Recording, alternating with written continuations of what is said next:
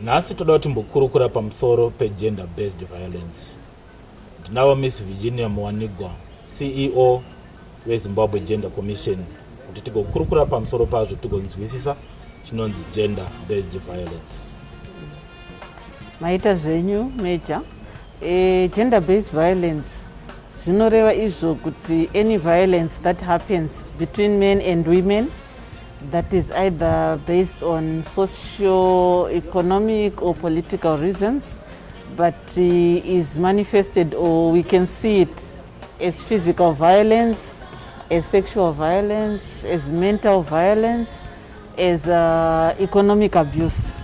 So for the first three I've spoken about, the physical, the sexual and the mental. Those ones are the ones that either arise because somebody is fighting or hitting another person. So the physical first, it's hitting, it's slapping, it's kicking. The violence that causes pain on somebody's body. The sexual, as it says, is the one that has to do with sex. And this violence can also be in terms of sex between adults and children or among adults. So if it's violence, it means it is forced or it is coerced, it is not consensual. And then the mental or the psychological violence is the violence that comes out of either insulting someone or really insulting someone to the extent that they start to question themselves or they have mental anguish. So it's the words, it's what is said, it's what is done to someone that causes them pain, that causes them mental anguish. And then the economic abuse is the last one. And economic abuse is not a violence that is on the body, but it is violence that comes out of one not being given an opportunity to either benefit from wealth around the family or in whatever situation you are in, or for you to be able to also make wealth. So if we are talking about working, it's the violence that comes out of not being allowed to work when you are qualified to work and when you have a possibility of working. It's also a violence that comes out of either being dispossessed of whatever wealth you have or resources you have. It is also a violence that comes out of you not having control or not having a say in how, let's say money for example, you have earned your money but you are not allowed to decide how to use that money. So when we are talking about gender-based violence, although the violence occurs onto the men and also on the women, the research tells us that the majority that suffer this violence are women and girls. And this is directly linked to issues of gender or gender equality, where when we look at our society, not just in Zimbabwe but across the world, it is a society that is informed by what is called patriarchy. Patriarchy, which is a system, a structural system of beliefs, of values, of norms and standards in a society that puts a lot of power on men. The power to decide what happens, the power to also control resources, and the power to also control even opinions and what is decided or what is done. So one finds that much as the violence can happen, and we can never say it only happens against women, but it can also happen against men. In practice, a lot of the violence we actually see, especially the physical and the sexual and the economic abuse, is perpetrated on women by men. Some years back, we were doing a campaign for what is called the Domestic Violence Act in Zimbabwe, which was enacted or adopted in 2007 to deal with issues of domestic violence. And I remember back in my church at the Harare City Core that when we were discussing the types of violence, the men in our church were also highlighting the issue that maybe the psychological violence is also done on men by women. I'm just sharing that as an example, where they were saying that sometimes the women would continue talking or would use words that are very degrading to their husbands. But we also know that the men also may do the same. So I'm just giving that as an example to say the violence happens. But for purposes of this campaign, for purposes of happier families, for peace in the families, we cannot run away from the fact that the majority violence is perpetrated on those that are powerless. So can we say gender-based violence can be found maybe in a family that knows God? It can. It can, because in fact, as a Christian, Yes. what I've also understood is that the more closer you come to God, the more Satan also wants to tempt you. So you also become a target for Satan. So yes, even if we are a Christian family, we can actually find that nogona kudona. And kudona kacho can be in the form of the different types of violence that I've spoken about. And in fact, some of our most horrible cases are actually found within that setup. Just as it's not just a Christian family, in the past people used to believe that violence would only happen, I think, from strangers, not from loved ones in the family. But we've also come to understand that violence actually can start within the family household. So in Zimbabwe, do we really have this problem of gender-based violence? And my statistics said We do have a problem with violence, and our statistics tell us there are various statistics, but what I'll use is the statistics that were released recently by UNICEF, who did a survey last year in 2019, where they were looking at, for example, that 1 in every 3 women has suffered some form of violence, and especially coming from intimate partners. So that issue of within the household. And then when it comes to also children, it also came up that 1 in every 3 children in the rural areas and 1 in every 5 children in the towns has also faced some kind of violence, which also includes being forced to be married when you are a child, because we also have a problem. It's coming in as the economic abuse I spoke about, but it also has all the other components of violence, where children are married off maybe as a family, thinking that through marrying off their children, they are able to then address their economic problems.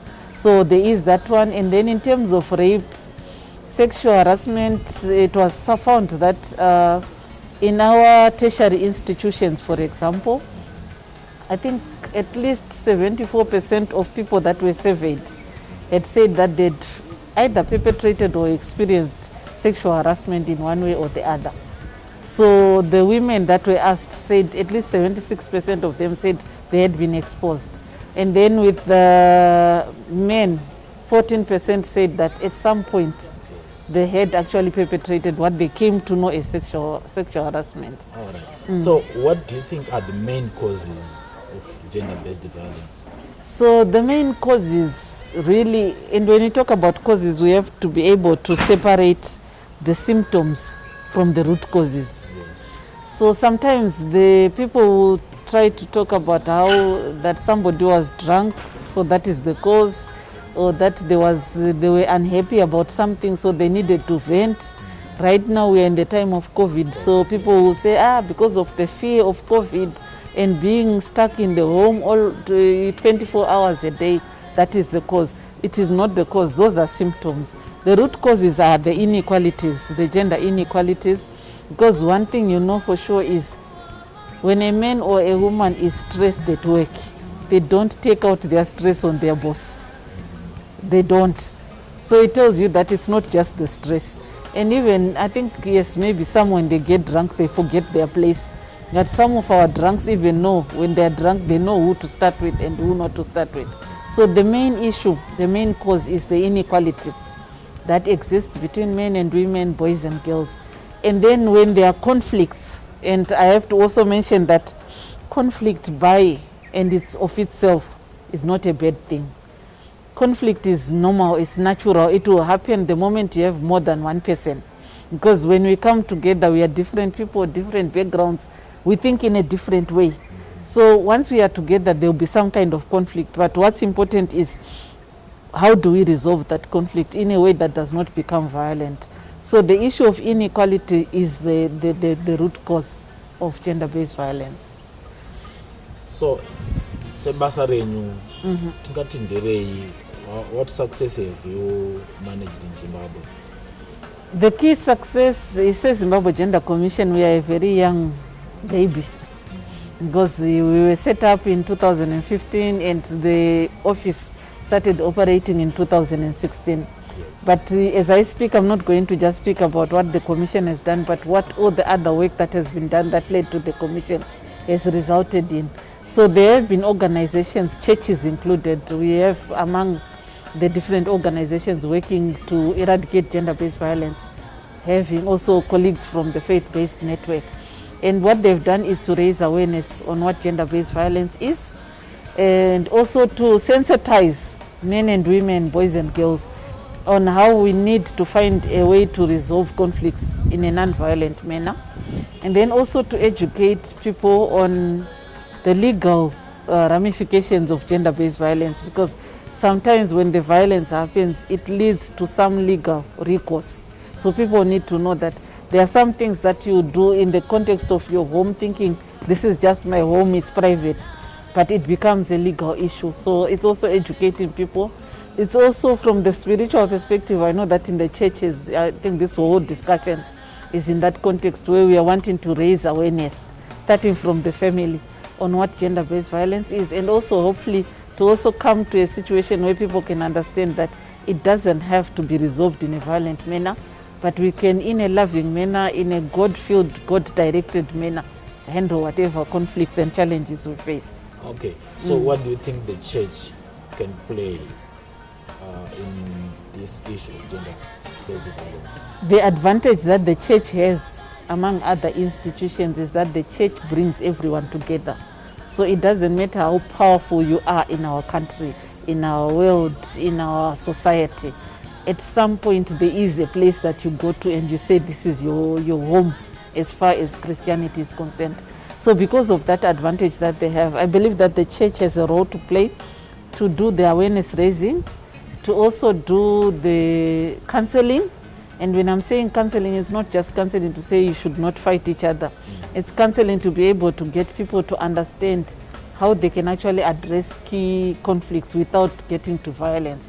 It's also speaking truth, because depending on who you are in the world, people may be afraid to speak truth to you. But in this case, the church has the power to speak the truth to power. When I'm saying this truth to power, I'm saying when people are sitting in your church, they are all of them listening to you. And tinozviziva kuti zvinonzi shoko harivhiwi, harivharwi. Saka with that power that the church has, you need to be able to also deal with whatever issues that are coming out as concerning us in our families as far as gender-based violence is concerned. All right. So in conclusion, what can you say about what we have discussed, the main issues that we have raised today?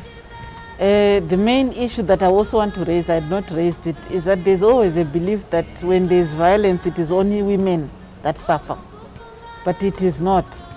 Any violence, regardless of who it is targeted at, has an impact not just on the person who has suffered it, but also on the family and the household network, and also within our society. So the key issue that I would say is coming out of this is that each and every one of us has a responsibility to ensure that the message to say no to gender-based violence goes out, but more importantly to say, as an individual, I am never going to be seen to have been guilty of gender-based violence. And when I actually also see gender-based violence happening, starting within my family, I will also speak out against it and educate those that would listen or are within my sphere of influence around it. Okay. Tinoda kutenda zvikuru nemashoko atanzwa kubva kuna CEO weZimbabwe Gender Commission. Tinovimba kuti tichaedza nepatinogona kuunza runyararo mukati medzimhuri dzedu. Musave nemhirizhonga, musave nezhowe zhowe.